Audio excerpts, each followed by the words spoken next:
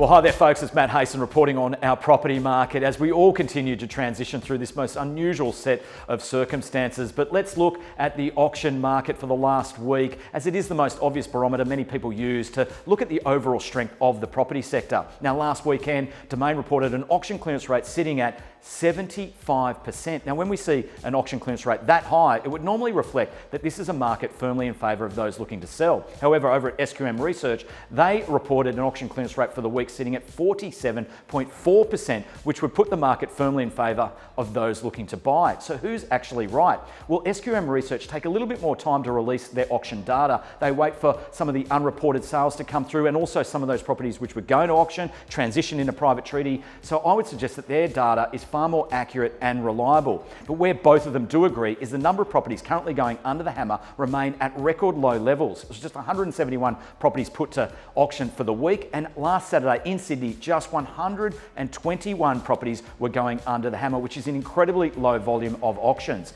But where we can also see some agreement is over the last 5 weeks, the auction clearance rate has increased week on week, which is partly down to prices coming online now are far more realistic and engaging for buyers, and we're also seeing buyers transition and realign to these new market conditions. Now that leads us into the last week of activity where we're currently still running private appointments and also open home inspections. Now buyers are engaging with both and seemingly finding it quite appealing with the flexibility about how they can view property. Now we did 106 private appointments and over 700 buyers attended our open home inspections for the week. Now that was around an average of 10 buyers per property. So some really interesting stuff happening in the property market, and this is very interesting for May as well, with inquiry levels increasing week on week. In fact, realestate.com have suggested that online property searches are now back at pre-COVID levels. And a great example of that was with this property that we launched last week at 52 Llewellyn Street in Balmain. It's a luxury home with a guide at 3.6 to 3.8. Now within 24 hours,